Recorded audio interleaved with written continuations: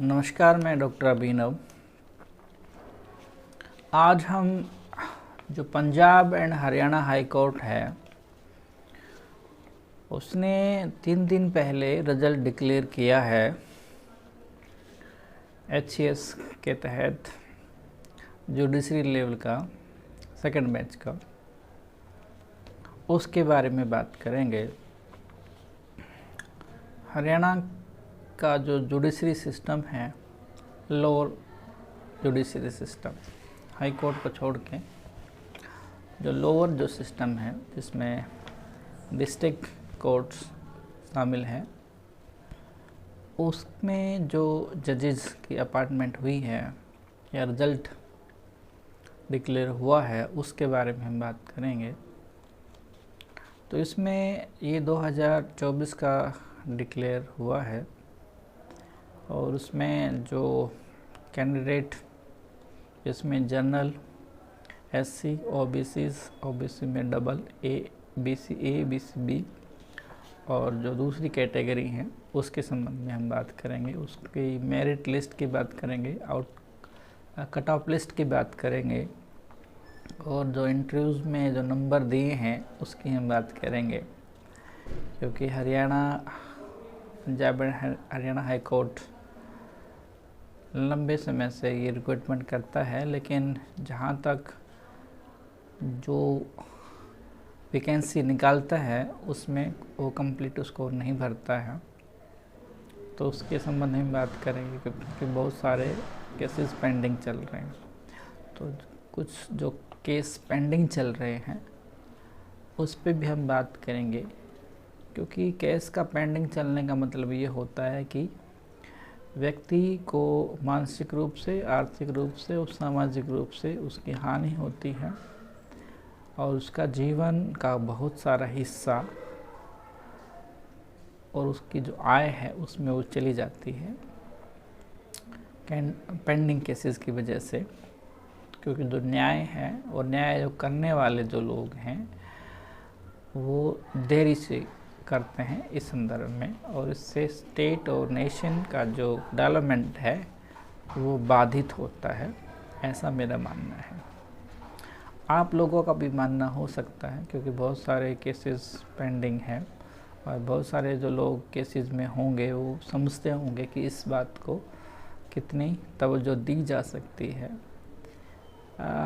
मैंने personal case किया हुआ है रोस्टर सिस्टम पे, हरियाणा सरकार पे DHC को लेके, और उसमें ये देखिए 2016 में वो केस रजिस्टर्ड हुआ और 16 में ही फरवरी में 2 उसकी डेट आई और उसके बाद आज जो है 2024 है अक्टूबर, और जो नेक्स्ट डेट है वो अप्रैल 25 आई है। यानी कि इस ड्यूरेशन में फरवरी 2016 से लेके अप्रैल 2025 तक केवल डेट ही डेट चल रही हैं, उसका कोई डिसीजन नहीं है।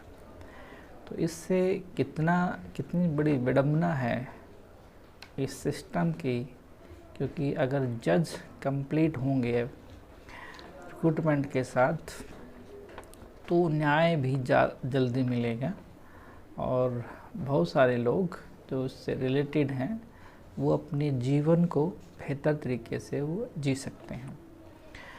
तो आइए जानते हैं कि कितने का रिक्रूटमेंट उसमें हुआ और कितने का नहीं हुआ है। तो ये जो सामान्य जो वर्ग है, जनरल वर्ग, उसमें जो इंटरव्यू के लिए अपीयर हुए 284 जो लोग इसमें पार्टिसिपेट बने और जिनका पास नहीं हुआ उनके भी हम बात करेंगे, जो इंटरव्यू में अपीयर नहीं हुए। तो सामान्य जो वर्ग है उसमें 284 लोग अपीयर हुए इंटरव्यू के लिए और उसमें से 28 जो लोग हैं, 88 जो लोग हैं जिसकी कंप्लीट सीटें भरी, अधिकतर सीटें भरी गई, क्योंकि 100 से कम सीटें थी जनरल को लेके। तो 88 रिक्रूटमेंट लिस्ट निकाली है इन्होंने HPSC के through Punjab Haryana high court के बिहाफ पे। और उसके साथ जो अनुसूचित जो जाति है, SC कैटेगरी है, उनमें केवल 9 कैंडिडेट इन्हें चुने हैं, रिक्रूटमेंट हुआ है, और 56 लोग इसमें अपीयर हुए थे इंटरव्यूज़ को लेके। और साथ में जो SC की जो पोस्टें थी वो 34 पोस्टें थी। अब ये देखिए कितनी बड़ी विडम्बना है कि आप 56 जो अपीयर हुए हैं उसमें से उन्होंने केवल 9 ही कैंडिडेट लिए हैं, और उसमें से 34 जो वैकेंसी थी, 34 में से केवल 9 कैंडिडेट लिए। और उसके बाद जो EWS है उसमें 13 लोग अपीयर हुए थे और 2 उन्होंने सिलेक्शन किया है। EWS जो जनरल है उसमें 4 अपीयर हुए थे और 2 कैंडिडेट उन्होंने लिए हैं। BCA जो कैटेगरी है, BCA में, हाँ, BCA कैटेगरी में 7 लोगों का सिलेक्शन हुआ है, जिसमें वो 33 लोग अपीयर हुए थे। और BCB में 2 लोगों का सिलेक्शन हुआ है, जिसमें वो 5 लोग अपीयर हुए थे। इसी के साथ BCA जो DESM कैटेगरी है उसमें 1 कैंडिडेट अपीयर हुआ था, लेकिन उसका सिलेक्शन नहीं हुआ। उसके साथ जो PW हैंडीकैप जो है, विजुअल हैंडीकैप जो है, उसमें 2 कैंडिडेट थे और उसमें 1 का सिलेक्शन हुआ है। उसके बाद अदर हैंडीकैप जो हैं उसमें 2 कैंडिडेट थे, लेकिन सिलेक्शन नहीं हुआ। MD कोई कैटेगरी है हैंडीकैप में, उसका एक कैंडिडेट था, उसका भी सिलेक्शन नहीं हुआ। एक वाइवा उसने दिया। उसमें से अगर हम ये देखें, अब टोटल जो इंटरव्यू है उसकी हम बात कर लेते हैं और कट ऑफ लिस्ट की बात कर लेते हैं। टोटल जो इंटरव्यू है वो 200 नंबर का रखा गया है इसमें, और जनरल में जो कट ऑफ लिस्ट गई है 88 लोगों की, जनरल में जो कट ऑफ लिस्ट गई है वो 551 यानी 591 पे वो रुकी है कट ऑफ लिस्ट। 88 कैंडिडेट में 591 की उसमें कट ऑफ लिस्ट आउट हुई है। और उसमें से इसके बाद जो SC है,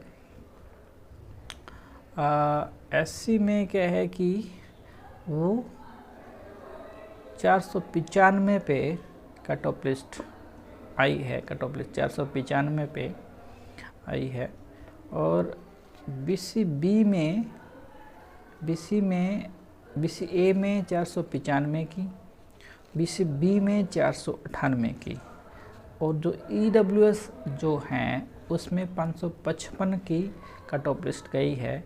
वो EWS जो जनरल है उसमें 507 की कट ऑफ लिस्ट गई है, ये हमें समझना होगा। और PWD जो विजुअल हैंडीकैप्ड है उसमें 495 की कट ऑफ लिस्ट गई है। और साथ में अब ये एक और उसमें ये है कि अगर हम ये देखें कि जो इंटरव्यू जो लगे हैं 200 में से जो नंबर लगे हैं उसकी हम बात कर लेते हैं। कि 88 में से अगर हम जनरल जो कैटेगरी है उसमें इंटरव्यू का जो शेड्यूल है उसमें से जो 200 नंबर वाइवा के जो लगे हैं, जैसे जो लोग पास आउट हुए हैं और जो पास आउट नहीं उनकी हम बाद में बात करेंगे। जो जनरल में जो 88 जो पास हुए हैं, जो 284 पेयर हुए थे इंटरव्यू में, उसमें से 88 की हम बात कर रहे हैं जिन्होंने इनका सिलेक्शन किया है। 200 नंबर में से 50 कैंडिडेट ऐसे हैं जिसके 100 से ज़्यादा नंबर लगे हैं। इस बात को समझिए कि 200 का जो इंटरव्यू है 200 नंबर का, और उसमें से 50 जो कैंडिडेट हैं, यानी कि 88 में से जो 50 कैंडिडेट हैं उसमें 100 नंबर लगे हैं, 100 से ज़्यादा नंबर लगे, यानी कि 50 कैंडिडेटों के 100 से ज़्यादा नंबर लगे हैं इंटरव्यूज़ में। और जो हाईएस्ट लगे हैं वो 135 लगे हैं हाईएस्ट, यानी कि 200 में से 135 हाईएस्ट लगे हैं इंटरव्यू में से 50 कैंडिडेट के। और 2 कैंडिडेट ऐसे हैं जिसके एक 134 नंबर लगे हैं, एक 135 नंबर लगे। 20 के जो 48 कैंडिडेट हैं उसके किसी के 130 नंबर लगे हैं, 120 नंबर लगे हैं, 125 नंबर लगे हैं, 116 नंबर लगे, बहुत सारे इस तरह से नंबर लगे हैं। तो 2 कैंडिडेट के 134 और 135 नंबर लगे हैं। और वहीं जो 36 कैंडिडेट हैं 50 से ऊपर नंबर लगे हैं 36 कैंडिडेटों के, यानी कि 200 में से 36 ऐसे कैंडिडेट हैं जिनके 50 से ऊपर नंबर लगे हैं। और इसमें एक ये भी बात निकल के आई है, वो बाद में बताता हूँ मैं आपको। एससी का अगर कैटेगरी में, एससी कैटेगरी में आते हैं तो एससी का जो 34 सीटें थी जिसमें 56 लोग अपीयर हुए इंटरव्यू में देने के लिए, उसमें से 9 उन्होंने सीटें भरी हैं, लिस्ट निकाली है रिज़ल्ट। तो उसमें 2 कैंडिडेट के 100 के आसपास नंबर, 102 103 ऐसे नंबर लगे हैं, केवल 2 कैंडिडेट के। और जो 6 कैंडिडेट हैं 50 से ऊपर नंबर लगे हैं 6 कैंडिडेट के। और जो एक कैंडिडेट है उसके 33 नंबर लगे हैं। अब ये और बाकी जो 34वां है, यानी कि जो 34वां कैंडिडेट है, अगर हम सीरीज़ में काउंट करते हैं 1 से लेकर 34 में कैंडिडेट में, क्योंकि 34 ही सीट थी एससी कैटेगरी में, तो 34वां जो नंबर कैंडिडेट है उसके 29 नंबर लगे हैं। ये भी हमें ध्यान रखना होगा। तो इसमें देखिए कितनी इसमें ड्रॉबैक है, मैं आपको बताना चाहता हूँ। वैकेंसी ना भरने का, एससी की वैकेंसी ना भरने का, कि एक बंदे के आप जनरल में आप दे रहे हो 200 में से 135 नंबर, और 50 लोगों को दे रहे हो आप 100 से ज़्यादा नंबर, और 36 को दे रहे हो आप 50 से ज़्यादा नंबर, और 2 कैंडिडेट को दे रहे हो आप 134 और 35 नंबर। कमाल है, क्या क्राइटेरिया आपने यूज़ किया है। वो भी जो न्याय करने वाले लोग हैं उसमें 2 इम्पोर्टेंट रोल अदा कर रहे हैं। आपके जो जुडिशरी वाले जो जज हैं पंजाब हरियाणा हाई कोर्ट के, दूसरे उसमें जो एचपीएससी का जो चेयरमैन साहब हैं, और दूसरा सेक्रेटरी साहब हैं। तो ये एक बहुत बड़ा ड्रॉबैक है वैकेंसी ना भरने का। अब BCA कैंडिडेट के जो सिलेक्शन हुआ है वो 7 लोगों का सिलेक्शन है BCA में। 2 कैटेगरी हैं जैसे हम जानते हैं, BCA और B में। तो BCA में जो 7 लोगों का सिलेक्शन हुआ है उसमें से एक कैंडिडेट के 100 नंबर लगे हैं, 200 में से 100 नंबर लगे हैं। और 2 जो कैंडिडेट हैं उनके 50 से ऊपर नंबर लगे हैं, और 5 जो कैंडिडेट हैं जिसमें उससे नीचे नंबर लगे हैं, 4 जो कैंडिडेट उसके नीचे नंबर लगे हैं, है ना। तो यहाँ भी कितना बड़ा ड्रॉबैक है इसमें नंबर लगाने में, ठीक है। BCB कैटेगरी में इसमें 2 का सिलेक्शन हुआ है BCB कैटेगरी में। BCB कैटेगरी में हम जानते हैं कि बहुत 6 जो कैटेगरी हैं बहुत साउंड कैटेगरी हैं, बहुत पावरफुल कैटेगरी हैं। लेकिन यहाँ पे आप देखिए कि उसके केवल 2 कैंडिडेट हैं, है ना, उसके केवल 2 कैंडिडेट हैं, लेकिन ठीक है ना। तो यहाँ पे और दोनों कैंडिडेटों के 45 और 40 नंबर लगाए हैं 200 में से, केवल 45 और 40 नंबर, ठीक है ना। कट ऑफ लिस्ट मैंने इसके पहले बता दी। EWS जो कैटेगरी है, इन्होंने 2 कैटेगरी EWS की बनाई है। EWS कैटेगरी, इसमें 2 कैंडिडेट के इन्होंने नंबर लगाए हैं 100 से ज़्यादा। और EWS जो कैटेगरी है जनरल की, उन्होंने इसमें 2 कैंडिडेट, एक के 56 लगाए हैं, 101 के 73 नंबर लगाए हैं, ठीक है ना। तो यहाँ पे एक और चीज़ मैं बताना चाहता हूँ कि इसमें जो पहला दिन जो इंटरव्यू हुआ है इसमें Punjab and Haryana high court में, जो पहले दिन जो इंटरव्यू हुआ है, मेरे ख्याल से 13 तारीख को इंटरव्यू हुआ है, 2:30 बजे से 10-11 बजे तक चले हैं इंटरव्यू। तो उसमें केवल 10 कैंडिडेट उसमें थे। तो 10 कैंडिडेट में से कुछ, यहाँ तक मुझे जानकारी मिली है कि इसमें 30 मिनट का इंटरव्यू चला है एक कैंडिडेट का, 30-35 मिनट का एक कैंडिडेट का इंटरव्यू चला है। लेकिन जैसे जैसे कैंडिडेट बढ़ते गए हैं, अगले दिन या उससे अगले दिन, 3 से लेके 29 तारीख तक इंटरव्यू शेड्यूल रखा गया था। तो जहाँ से इंटरव्यू के कैंडिडेट बढ़ते गए हैं, तो वहाँ पे जो टाइम लिमिट है वो घट गई है, यानी कि 3 से 3 मिनट का भी इंटरव्यू हो गया है।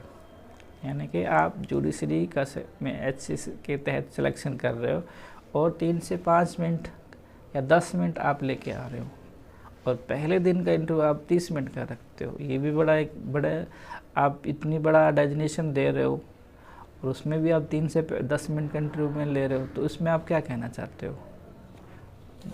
मैं ये कहना चाहता हूँ, इस पर मेरा एक क्वेश्चन है, ठीक है ना। तो यहाँ पे एक बड़ी विडम्बना ये है, तो यहाँ पे जो सिलेक्शन जो है वो आपका जो क्राइटेरिया है 200 नंबर में से जनरल कैटेगरी को आप कितने नंबर दे रहे हो? सारी पोस्टें आप भर रहे हो, और जो SC कैंडिडेट हैं या BC कैंडिडेट हैं, इवन जो आपका फिजिकल हैंड कैंडिडेट हैं, different types of physical hand candidate हैं, तो उसके साथ आप क्या कर रहे हो? ये भी एक बड़ा सवाल है। तो आपने ना तो आपने OH का लिया, ना तो आपने MD का लिया, ठीक है ना। तो यहाँ पे आप क्या बताना चाहते हो? मेरा ये सवाल है। इसमें एक दूसरा ये सवाल है कि ये तो है ही है, साथ में 27 ऐसे कैंडिडेट हैं जिन्होंने पहले से पंजाब हरियाणा हाई कोर्ट पे पहली बार, इससे पहले जो रिक्रूटमेंट हुआ उस पर केस किया हुआ है, और वो इंटरव्यू में शामिल हुए, इंटरव्यू प्रोसेस में शामिल हुए, लेकिन उसका अभी रिजल्ट डिपेंड है केस पेंडिंग की वजह से। 27 लोगों का ये हमारी एक न्यायिक व्यवस्था हम बात कर रहे हैं, एक मेंटलिटी की बात कर रहे हैं, HPSC की मेंटलिटी की बात कर रहे हैं, हाई कोर्ट के जो जजेज हैं जो इंटरव्यू पैनल में थे उनकी मेंटलिटी की बात कर रहे हैं कि आप कितनी मेरिट लिस्ट, कोई कितना आदमी पढ़ेगा, और आप जनरल को कितने नंबर दे रहे हो, आप BC को नंबर कितने दे रहे हो, आप SC को नंबर कितने दे रहे हो, उसकी तो आप वैकेंसी भरना ही नहीं चाह रहे हो। आप केवल आपने 34 कैंडिडेट में अपने साथ आपने कितने 9 कैंडिडेट चूज हुए, बाकी वैकेंसी आपने खाली छोड़ दी हैं। लेकिन ये आपने जनरल के साथ क्यों नहीं किया? आपने EWS के साथ क्यों नहीं किया आपने? ये भी आपका सवाल बनता है। लेकिन आप ये फिजिकल हैंडीकैप तो ले ही सकते थे। कितनी मेहनत के साथ उन्होंने क्या काम किया, इसमें वैकेंसी आपने खाली छोड़ दी है, ठीक है ना। दूसरा इसमें यह है कि भाई आपका जो टोटल जो है जो कैंडिडेट हैं, तो 1400 जो कैंडिडेट हैं वो अपीयर ही नहीं हो पाए इंटरव्यूज़ के लिए, सभी टाइप के, क्योंकि एग्ज़ाम उनसे पास ही नहीं हुआ, एक अलग बात है। लेकिन जिनका एग्ज़ाम पास हुआ और जितनी वैकेंसी थी, खासकर SC की और OBCs की, और SC का जो 22% हरियाणा में है और BC का जो 34% जो हरियाणा में है, तो उसको तो आपने न्यायकर्ता बनाया ही नहीं।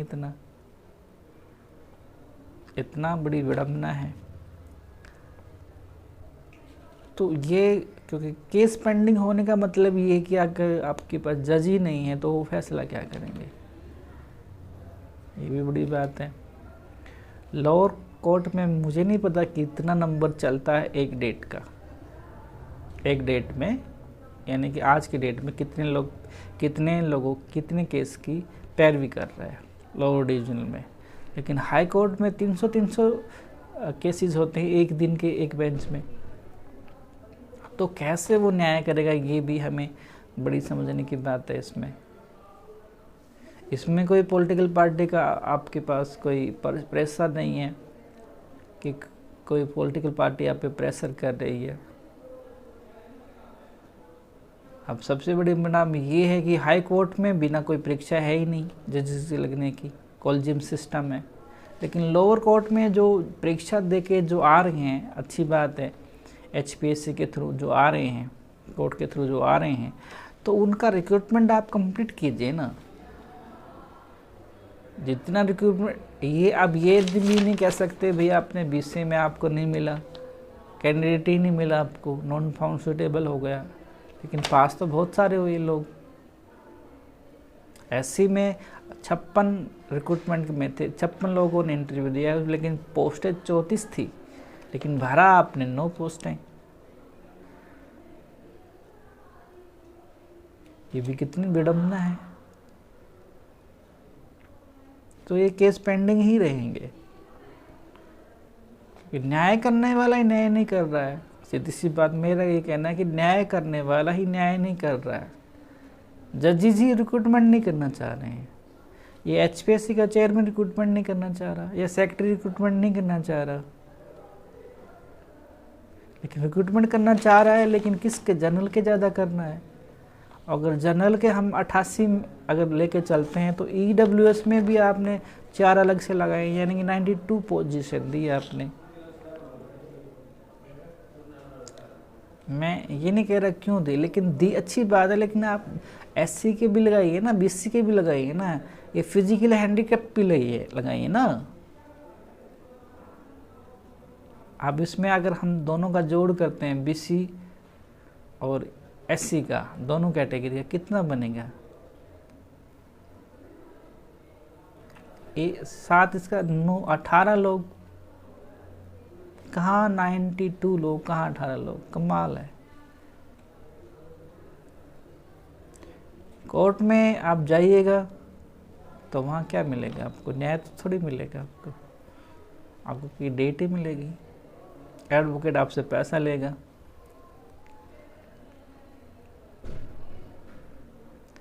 मेरा ये सवाल इम्पोर्टेंट है कि अगर रिक्रूटमेंट जनरल का प्रॉपर हो सकता है तो SC का भी प्रॉपर हो सकता है। जितनी सीटें विकेंट रही हैं उनको भरिए, आगे फिर रिक्रूटमेंट आएगा, उसमें फिर आप पोजीशन तो उतनी दोगे, अब इसमें से आप रिड्यूस कर दोगे 9 पोस्टें, फिर आगे निकाल दोगे, फिर आगे आप 10 लोगों भरोगे, बाकी कहाँ जाएंगे? BC में भी ये रहेगा। ये बड़ी सोचने वाली बात है कि कितना बड़ा प्रेशर है सोसाइटी पे केसेस का। तो उसमें अगर न्याय जो करने वाला है हाई कोर्ट, जो पंजाब हरियाणा हाई कोर्ट है, और जो HPSC जो रिक्रूटमेंट एजेंसी है सरकार की, हरियाणा सरकार की, तो वो न्याय, वो खुद ही न्याय नहीं करेंगे तो आगे क्या न्याय, कितना न्याय मिलेगा? आप भी सोचिए इस बारे में। अगर थोड़ा सा इसमें और हम ये देख लें, नंबर लगाने का प्रोसेस देख लें, 200 में से नंबर लगाने का प्रोसेस देख लें, तो इसमें से कोई भी कह सकता है कि कितनी आप धांधली कर रहे हो। मेरा तो सीधा सा ही मानना है, किसी भी फंक्शन में जो A कैटेगरी की पोस्टें हैं, ये HPSC की जो A कैटेगरी की पोस्टें हैं, उस पे इंटरव्यू जो सिस्टम है वो होना ही नहीं चाहिए। जितना रिक्रूटमेंट आपको चाहिए हैं, जितने मेरिट लिस्ट में आदमी आए हैं, उनका सीधा ही सिलेक्शन होना चाहिए।